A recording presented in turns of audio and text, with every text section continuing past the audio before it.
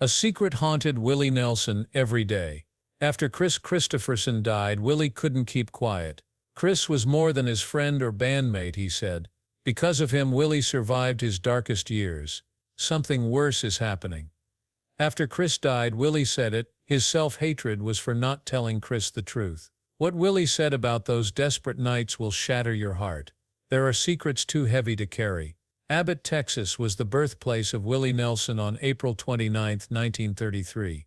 At most 300 individuals resided there.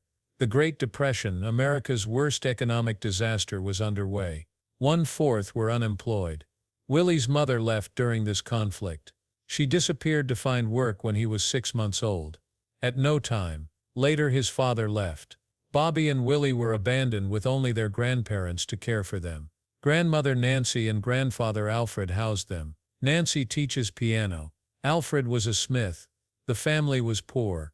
They plastered newspapers on their walls to block the harsh winter wind. Willie was raised in a broken world of hunger and heartbreak. Willie picked cotton in Texas heat after school at 7 to buy food. His life was nearly taken that year. In 1940 he contracted pneumonia, which killed child everywhere. Medicine wasn't good then, and thousands of kids perished annually. Luckily Willie survived. That disease nearly killed him, yet it gave him toughness to get through his toughest times. His life altered at 6. Grandpa gave him guitar. It was plain and cheap, barely affordable. However, Willie touched it and it clicked. At 7 he wrote songs. A modest gospel piece from 1963 was perhaps his debut. Even as a child, music saved him. By 10 he played local bars. He earned more picking cotton than other adults. This dusty overalls-clad musical genius had a tense home life. Grandmother was devout. Abbott Methodist Church, founded in 1899, was her church. She forbade dancing. To her it was sinful. Willie was a wonderful church lad, singing in the choir every Sunday.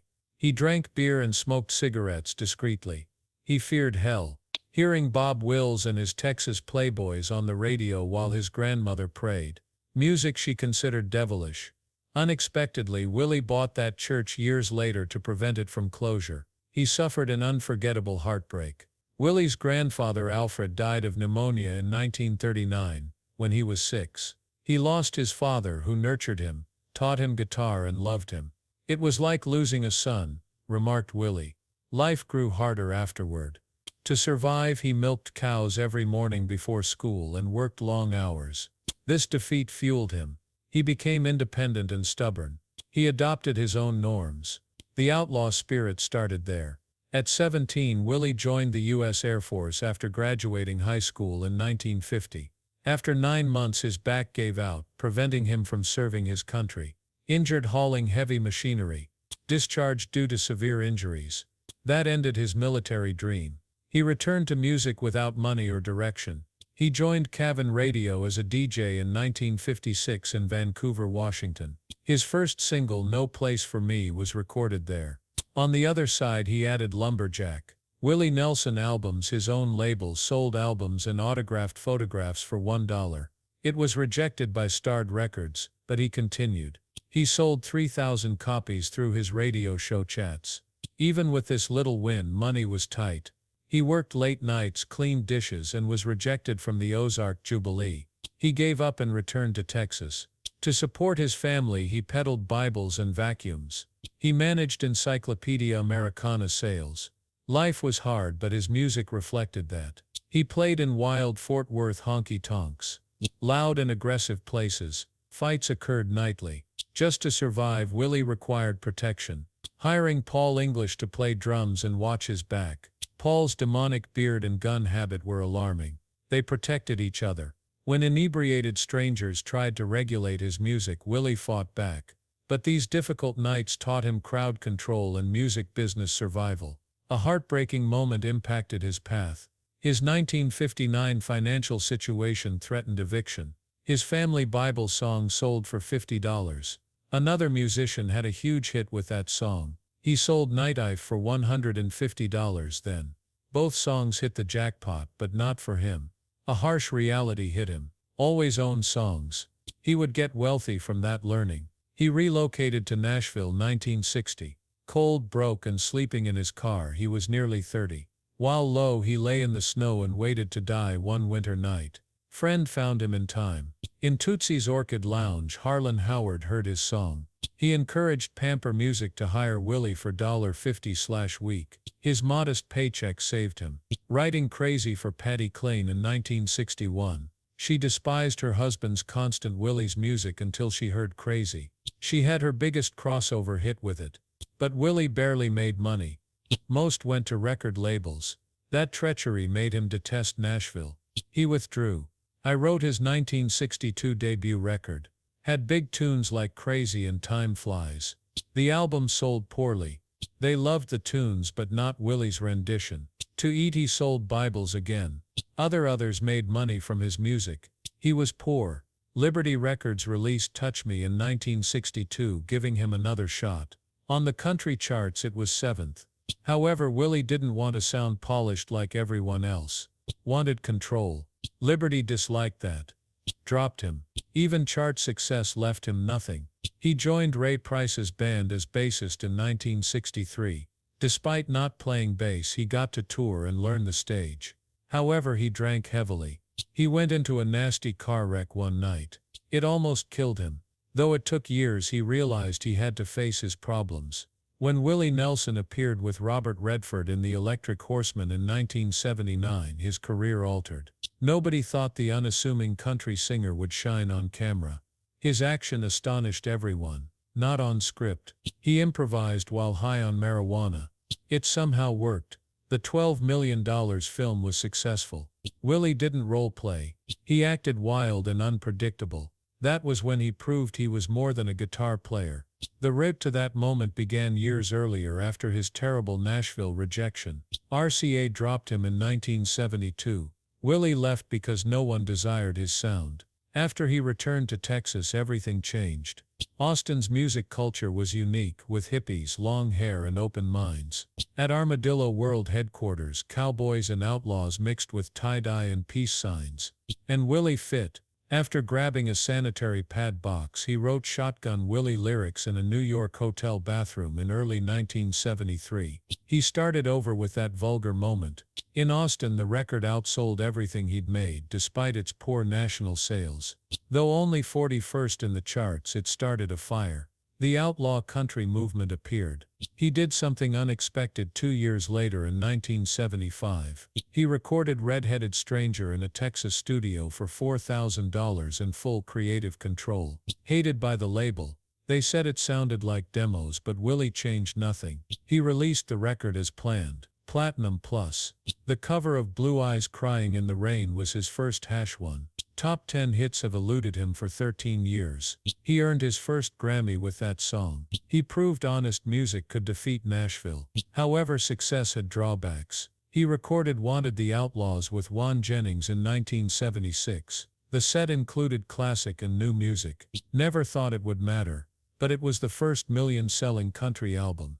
Everyone was shocked. Reached pop number 10. Nashville suddenly took Outlaws seriously. In 1977, Willie's outlaw image changed. Arrested in Bahamas. Customs detected marijuana in his jeans. Lockup ensued. Beer from his pal Hank Cochran arrived in prison. Willie jumped into the ER to celebrate his discharge. Despite dropping charges, the judge barred him from the Bahamas permanently. Bond still stands. While swimming in Hawaii in 1981, Willie had a strong chest discomfort. Lung collapsed. Doctors blamed 2 or 3 packs of cigarettes a day. His 18 concert cancellations cost him roughly $900,000. He stopped smoking tobacco but kept using marijuana. Years later, he used vaporizers to save his lungs. He was invited to Johnny Cash's 1984 Swiss Christmas special. After filming, he sat with Christopherson and Johnny One. Their songs began. When they returned home, they formed a band, Highwaymen. In 1985, they released Highwayman. Platinum. Dream ensemble of legends that feel left out of current radio. But some disliked their name. They were sued by 1960s folk band The Highwaymen. In 1990, their lawsuit failed despite a federal judge from their group.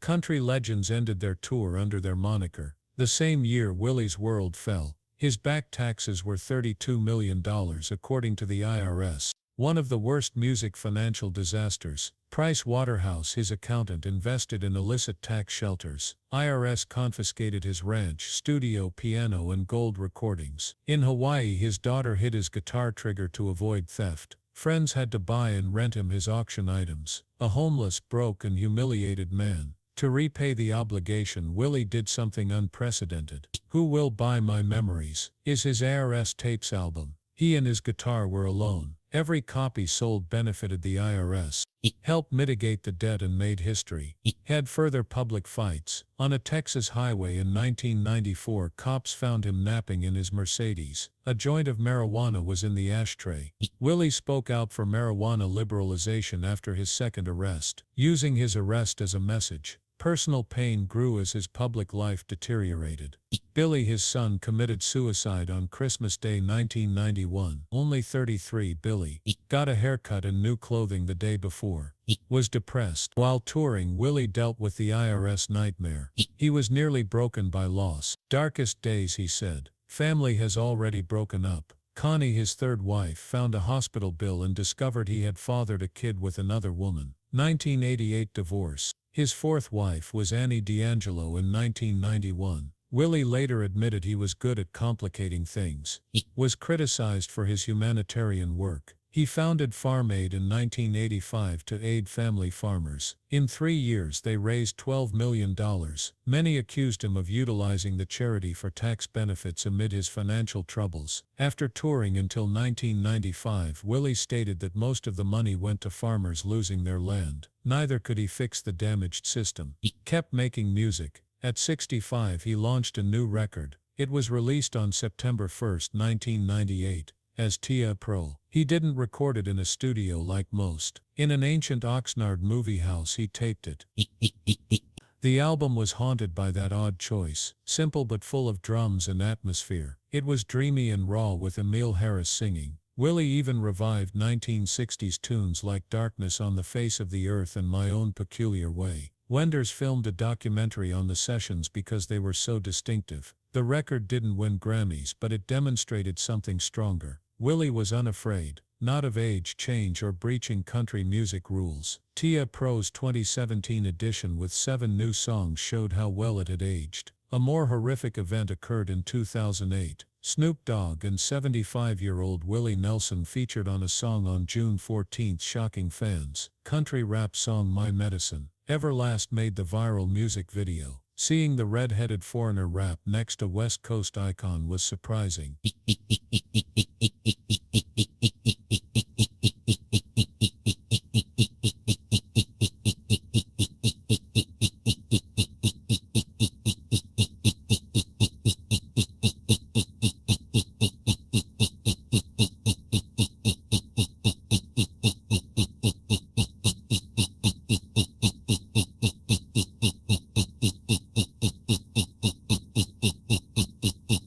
Some elder country fans raged. Younger admirers adored their clean-cut hero, combining with an explicit lyricist that they didn't desire. That was proven when the partnership reached 39 on the Dutch charts. Willie didn't desire box confinement. Keeping it honest was important. This illustrated how hip-hop and country could cross over with a strong message. In 2015, something should have been celebrated. Library of Congress awarded Willie Nelson the Gershwin Prize. He was 82 and singing On the Road Again in Washington, D.C. to a crowded house. A personal announcement occurred during this proud time. Just weeks earlier, Willie had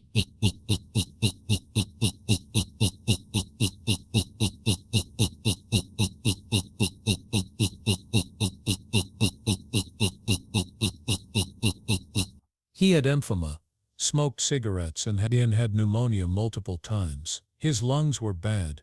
He told the Washington Post. To regenerate healthy tissue, doctors injected his own stem cells into his lungs. He had to cancel some gigs to heal, and his stomach incisions made carrying his guitar difficult. But he returned to performances within weeks. That went beyond bravery. It defied. While most people cease at this age, Willie kept singing and the world listened. Since 1974, Willie got 52 Grammy nominations by 2020. One of the most Grammy-nominated musicians ever. Best Country Solo Performance for Ride Me Back Home earned him his 10th Grammy in 2020. His 2018 album My Way won Best Country Album. Summertime was his 2016 Finest Traditional Pop Vocal Album. Nelson Performs Gershwin. Best Country Cooperation for Lost Highway was in 2007. He was currently 14th in Grammy nominations after Quincy Jones, Paul McCartney and Jay-Z. How he won these prizes in his late 70s and 80s made this even more remarkable. He increased, not decreased. Jazz, pop, country duets and rap were his experiments. Never stuck to one sound. So his tale goes beyond country music. Fearless art. When Willie Nelson met Annie Diane, he was a legend.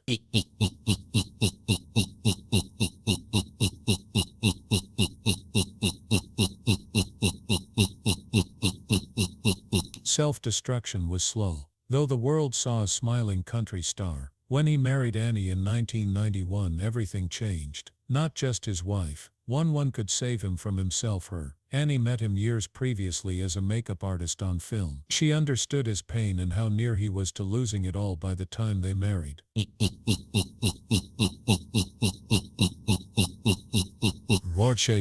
She repeated the family rule in a 2024 interview. Willie heard, "Don't be a goddamn asshole." Instead of drinking and smoking, he used cannabis. He felt revived. The first time in years he enjoyed performing. Both Lucas and Micah, their boys, became musicians. They continue the music with their father on tour. A horrific event occurred in 2020. Willie, 89, was devastated by COVID-19. On his Nashville tour bus, he had problems breathing. No panic, Annie. Their Texas property became an emergency hospital under her. She administered steroids, Paxlovid, monoclonal antibodies and nebulizers. She worried he wouldn't survive. Later, Willie admitted CO was tough. His mental health suffered, he said. Several of his closest friends, including Merle Haggard with cigarette-damaged lungs, died in the pandemic. Nobody thought he'd live. He returned to stage 3 weeks later. After shocking everyone, he continued. In 2024, supporters were again alarmed.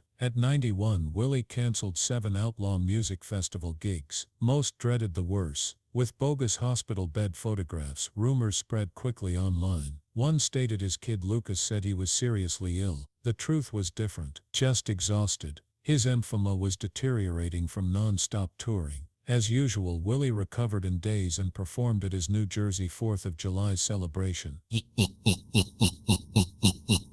"I don't hurt anywhere. I don't feel bad. I'm not worried about dying." Willie met Christopherson in the 1960s, who changed his life. They were Nashville outsiders seeking to break through with unique songs. Before switching to music, Chris was a Rhodes Scholar and Army captain. Willie noticed his rarity. Chris's Me and Bobby McGee was performed by Willie in 1971. That influenced outlaw country. Years later, Willie issued a nearly Christopherson-only album in 1979. Often stated Chris gave him the courage to be different. Songwriter was their 1984 film. As two legends fighting the music industry, they played themselves. They fed off one another's enthusiasm and improvised several scenes on set, sometimes high. The movie depicted their shared suffering. Willie sold Nightlife for $150. More than 70 musicians recorded that song, which sold over 30 million copies. Films told such stories.